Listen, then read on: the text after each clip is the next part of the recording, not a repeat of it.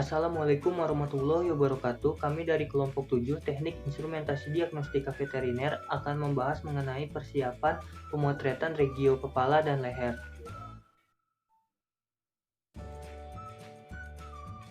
Baik, di sini saya akan menjelaskan persiapan pertama ketika hewan akan dilakukan pemotretan menggunakan radiografi.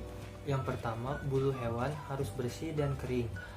Pada hewan ketika mengenakan tali kekang atau ikat leher dan balutan harus dilepas.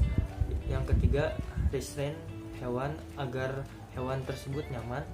Dan yang keempat, menggunakan alat pelindung atau proteksi radiasi seperti apron, glove atau sarung tangan, dan pelindung leher. Yang kelima yaitu tanda identifikasi dari setiap radiografi harus diperhatikan. Dan yang terakhir yaitu kita harus memperhatikan teknik pengukuran sebelum pemotretan, jarak pasien dan mesin, kontrol panel pada mesin, jarak mesin terhadap kaset film, ketebalan objek, dan jenis atau sifat pemotretan, penggunaan bahan yang kontras. Selanjutnya bagian yang akan diperiksa atau dilakukan pemotretan. Yang pertama itu yaitu kafum oral. Tujuan dari pengambilan foto ronsen regio ini antara lain melihat adanya fraktur mandibula, anomali kongenital pada mandibula atau gigi, investigasi penyakit gigi, untuk melakukan diagnosa dan evaluasi preoperatif dan neoplasia, dan yang terakhir untuk investigasi adanya discharge pada sinus yang berhubungan dengan infeksi.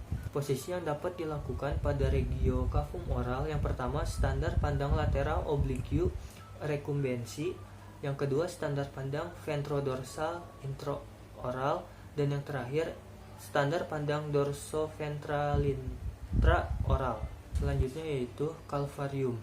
Tujuan dari pengambilan foto ronsen regio ini antara lain trauma pada tengkorak, yang kedua anomalia kongenital yang menyebabkan neurologis abnormal, yang ketiga untuk investigasi adanya kebengkakan yang berhubungan dengan infeksi atau neoplasia, dan yang terakhir untuk investigasi gejala neurologis yang berhubungan dengan CNS dan nervus cranial.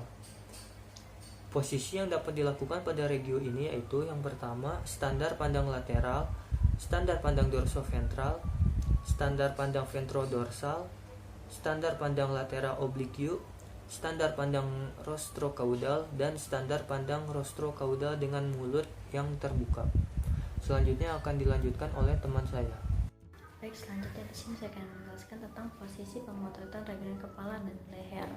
Tujuan dari pengambilan foto regio ini adalah untuk menginvestigasi adanya pembengkakan yang berhubungan dengan infeksi atau neoplasia, dan untuk melihat adanya abnormalitas temporomandibular joint untuk menginvestigasi penyakit telinga. Posisi yang dapat dilakukan pada regio ini seperti standar pandang dorsal ventral, standar pandang lateral optik, lalu standar pandang rostrocaudal dengan membuka mulutnya. Selanjutnya vakum nasal. Tujuan dari vakum nasal dilakukan pemotretan pada regio ini seperti melihat adanya trauma pada struktur nasal, investigasi terhadap adanya akut atau kronis nasal, investigasi terhadap adanya akut atau kronis nasal, investigasi terjadinya epistakis balik atau rekulus maupun intermittent, investigasi adanya bersin atau gangguan lain pada vakum nasal. Selanjutnya, investigasi adanya pembengkakan pada hidung atau struktur lain yang berkaitan. Lalu, posisi yang dapat dilakukan seperti standar pandang dorsal ventral intraoral, standar pandang lateral, standar pandang 20 derajat ventrodorsal open mouth, standar pandang postron caudal. Selanjutnya akan dijelaskan teman saya. Nah, berikutnya ada posisi pemotretan untuk pemotretan di area paring, laring, sama trakea. Ini untuk menginvestigasi kondisi batuk ataupun massa yang ada di paring dan laring.